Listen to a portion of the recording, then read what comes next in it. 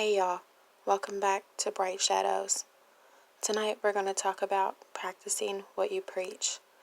Now, I know everybody has heard this saying at least once, sometime or another in their life.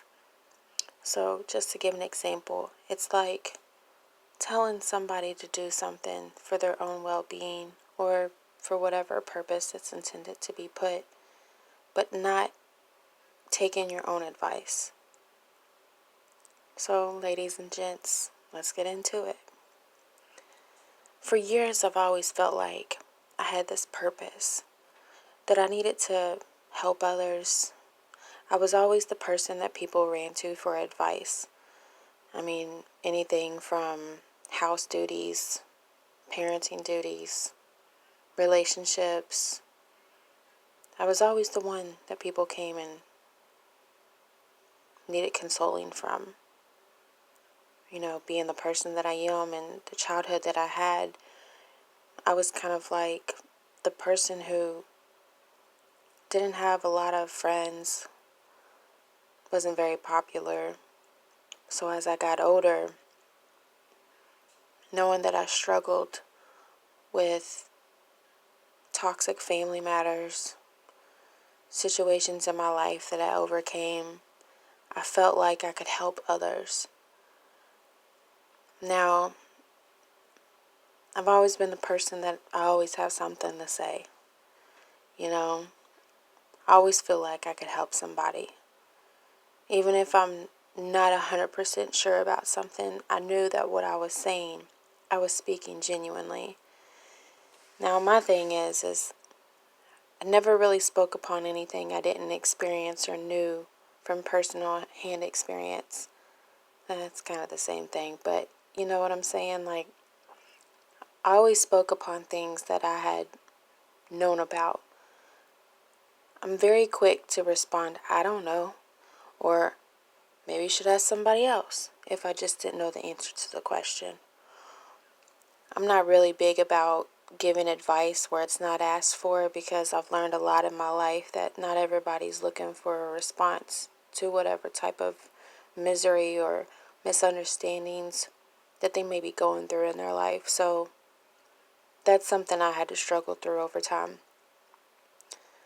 But my point with all this saying is, it made me feel like I was worth something. To be able to have or be the person that somebody else needed to talk to or to speak some life into them of whatever they're going through. You know, I think for a while it sounded like I had it all together. My mind was right. I was living right. You know, I had played off this front for so long that I was this person who knew what I was talking about.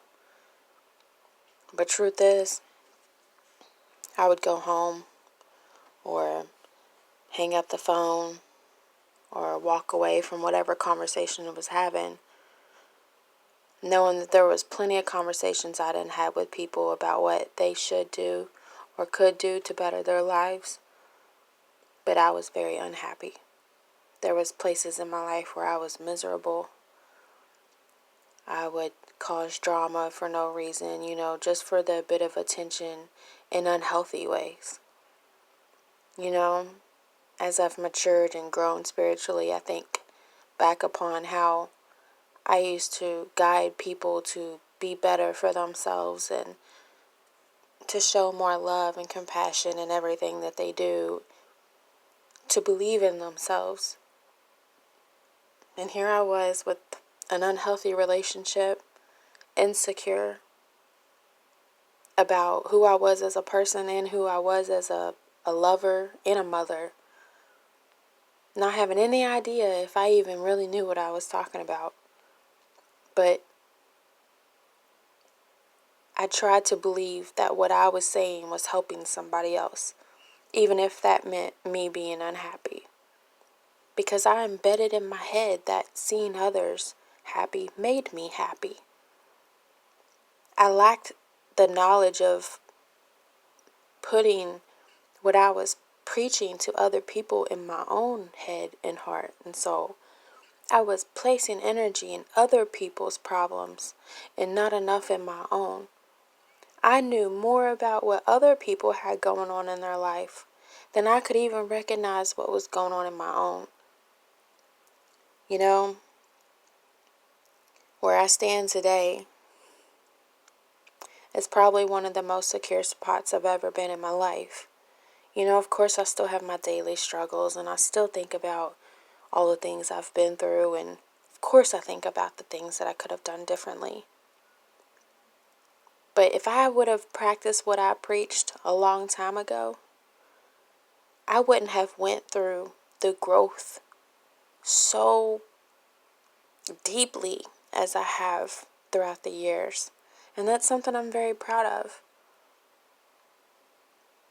So, just to round up and make this what it is, we need to practice what we preach. I used to laugh when people used to tell me that all the time, like, you need to practice what you preach, Starla, because you ain't living right. But of course, I was insecure and in denial, and I just didn't want to believe it, because if other people felt that way, I really didn't care. But of course, when I went home at the end of the day, it mattered. I felt like a liar. I felt like a deceiver. I felt like I was betraying people that cared about me. But anybody who really knew me, for real, knew what I was going through, knew how I felt. But for so long, I suppressed so many feelings and so many emotions that it started to take a toll on me in everything that I did, with my relationships, my friendships, with my children. I had to do something about it. I think about all the times that I cried at night and fantasize what type of life I could be having, and how I'm over here helping people that I knew's relationships become better. But, not everybody's going to take the next person's advice. So who really knows if I even made an advantage or, benefit anybody else. But my goal was to always make somebody feel better than what it was or how they felt when they came to me with the issue. To speak a little bit of knowledge into their own mind. To give them advice on how to better pursue their actions. I never gave advice for people to be grimy or disrespectful or nasty or rude. My heart's never been set up like that. Of course, the thoughts have crossed my mind, out of hurt or pain. But at the whole roundup of it all, I could never react in a way that could damage something that I would be regretful for the rest of my life. That just wouldn't sit with me. So I knew that whatever I was telling other people, it was to help them. So I had to take a step back from doing that for a while. I had to really work on my own demons, take a look at myself in the mirror, and really realize what it was that I needed to do for myself. Really take all the advice that I had been given to people for so long and really start putting it into my own life. I took a break from reality. I took a break from people. I stopped talking to friends I had known for years. I stopped tolerating certain situations in my life. And after I did all that, I really started to open my eyes to what was good for me and what wasn't good for me. What was making my home feel comfortable and what wasn't. I would say that that's probably one of the best decisions I ever made in my life, was choosing to take a step back from filling everybody else's cup up and filling my own cup up. If I had never done that, I wouldn't be on this, making these bright shadows, sharing my experiences with everybody else. So, to end on a note, I hope that everybody has a blessed evening. And to always remember that the light is within you. Sometimes it's going to take for you to sit in your own hole that you mold for yourself. But the sun will eventually come up. Hope everybody has a good night. On to the next episode. I'll see y'all again. Love you all.